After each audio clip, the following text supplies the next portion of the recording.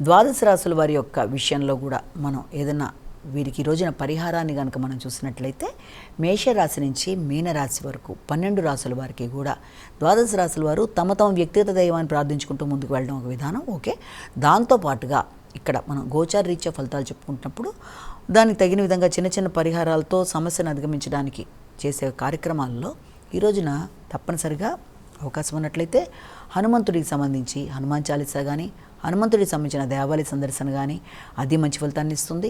అలాగే దాంతోపాటుగా సుబ్రహ్మణ్యేశ్వర స్వామికి సంబంధించిన స్తోత్రాలు కానీ సుబ్రహ్మణ్యేశ్వర స్వామికి సంబంధించిన అష్టోత్తరాలు కానీ దేవాలయ ఏదైనా ఏది వీలైతే అది దానికి తప్పనిసరిగా చేసుకోవడం అనేది కూడా చాలా వరకు మంచి ఫలితాన్ని ఇస్తుంది. ఎందుకంటే దానివల్ల ఆర్థిక సంబంధమైన విషయాలలో, రుణాలకు సంబంధించిన విషయాలలో, ఏదైనా లేకపోతే ధైర్యానికి సంబంధించిన విషయాలలో వీటన్నిటికి సంబంధించి ఈ రకమైన కార్యక్రమాలు చేయడం బట్టి ఎదురవుతున్న సమస్యల్ని ఈ చిన్న చిన్న పరిహారాల ద్వారా అంటే శ్లోకాల ద్వారా మొదలైనవి చేసుకుంటూ మనం ముందుగా వెళ్ళినట్లయితే చాలా వరకు సమస్యల్ని కొంతవరకైనా అధిగమించడానికి మనం ప్రయత్నాలు చేస్తామని మనం ఇక్కడ గమనించుకోవాలి.